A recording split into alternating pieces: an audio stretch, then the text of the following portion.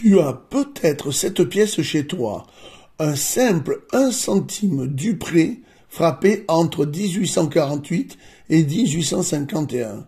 Mais certaines se sont vendues plus de 1000 euros. Oui, une pièce de 1 centime. Aujourd'hui, on va décortiquer toutes ses caractéristiques, son avers, son revers, sa tranche, les tirages rares et surtout la vraie cotation. Parce que dans le monde de la numismatique, la valeur cachée peut se jouer à un détail près. Je tiens à vous faire une petite aparté sur un de mes derniers livres, France, pièce de 2 euros, toutes les commémoratives de 2007 à 2025 et leurs tarifs. Je vous remercie d'abord parce que vous avez été nombreux à acheter le livre et très nombreux à m'être bien noté sur Amazon, avec notamment beaucoup de 5 étoiles. Mais voilà, j'ai eu un avis qui m'a un petit peu surpris. C'est l'avis de Kobo qui me dit « 1 étoile, nul, nul et nul. On n'apprend pas la valeur de toutes les pièces de 2 euros. » Alors, monsieur Kobo, il faut vraiment lire le livre page par page comme je vous le montre là. Le livre contient toutes les pièces commémoratives de 2 euros françaises. Et si vous tournez bien, au-delà de la description ultra détaillée d'une très très belle photo, vous avez tous les tirages et tous les tarifs. Regardez. Vous voyez, il y a même les tirages BE, BU, les tirages exceptionnels. C'est un livre vraiment, vraiment complet. Alors, je ne sais pas si vous sautez à chaque fois les pages où il y a les tarifs, mais comme vous pouvez le voir, il y a des tarifs sur toutes les pages. Donc, monsieur Kobo, je ne comprends pas du tout votre positionnement sur mon livre. En tout cas, je remercie les autres lecteurs. Et je vous dis surtout, n'écoutez pas, regardez bien ma vidéo, il y a tous les tarifs. Je vous remercie. Avant de comprendre sa valeur, faut savoir ce qu'on a vraiment entre les mains. Le poids, le diamètre, le métal. Ces détails sont loin d'être anodins, parce que parfois, c'est le plus petit défaut qui vaut de l'or. Les caractéristiques de ces pièces sont les suivantes. L'émetteur, c'est la France. L'autorité émettrice, c'est la Deuxième République, de 1848 à 1852. Ce type de pièces sont des pièces courantes. Les dates vont de 1848 à 1851. La valeur faciale est de 1 centime. La devise était en francs, de 1795 à 1759. La composition du bronze, le poids 2 grammes, le diamètre 18 mm, l'épaisseur 1 mm, la forme est ronde. La technique est une frappe à la presse. Son orientation est une frappe monnaie. Et elle a été démonétisée le 12 mars 1856. Regarde bien ce visage. Il n'est pas juste là pour décorer. Il te raconte une époque, un régime, une révolution. Et certains détails quasi invisibles peuvent faire bondir sa valeur.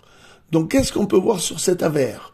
Le profil gauche de Marianne, coiffé du bonnet phrygien. Il existe des variétés avec ou sans accent. L'écriture est en latin, l'inscription République française, Dupré, et le graveur c'est Augustin Dupré. C'est là que la République prend la parole. Symbole, lettres, couronne. Rien n'a été placé au hasard. Mais est-ce le bon modèle? Est-ce le bon millésime? Le revers, c'est souvent là où se cache la vraie rareté. On peut voir sur le revers la valeur faciale, la date d'émission, l'écriture est en latin, l'inscription 1 centime, le millésime, l'atelier et bien sûr le graveur Augustin Dupré. Elle est fine et discrète, presque oubliée, mais la tranche peut tout dire.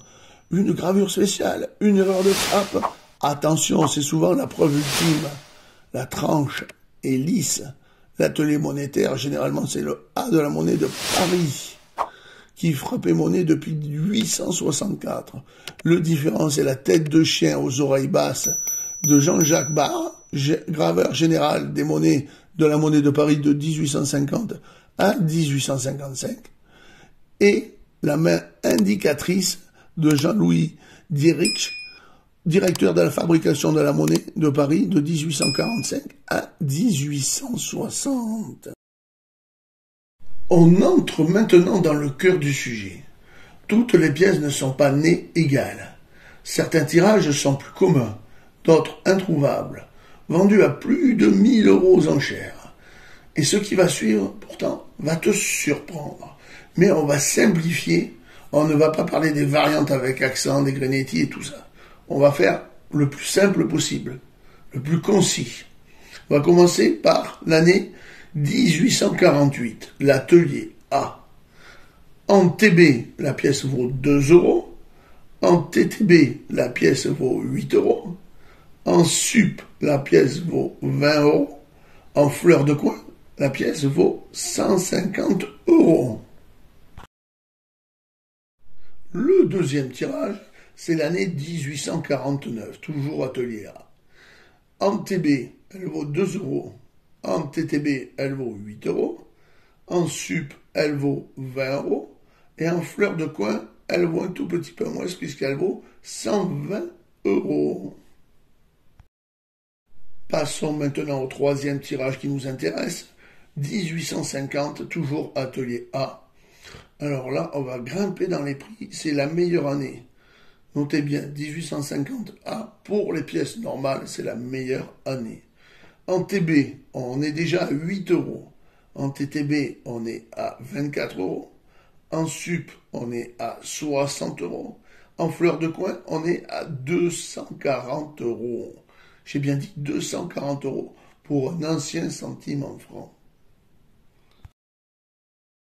Et enfin, le dernier tirage. 1851 A. En TB, elle vaut 4 €. En TTB, 10 €. En sup, 28 €. Et enfin, en fleur de coin, elle vaut quand même 160 €. C'est le deuxième meilleure année. Et Diamond, elle est où ta pièce à 1290 €? Eh bien, c'est une pièce assez extraordinaire. C'est celle que je vous montre maintenant là. D'habitude, les autres pièces étaient tirées en bronze. Mais celle-là a une particularité. D'abord, elle a été gradée par PCGS en SP64. Et cette monnaie est une variante en laiton de l'essai en bronze de 1 centime du prix réalisé en 1850 pendant la Deuxième République. Son poids est de 2 grammes, son diamètre de 18 mm. Et c'est ce qui fait sa valeur, c'est vraiment qu'elle ne soit pas en bronze, c'est un essai en laiton. Voilà pourquoi elle fait ce prix et qu'elle a été vendue à 1290 €.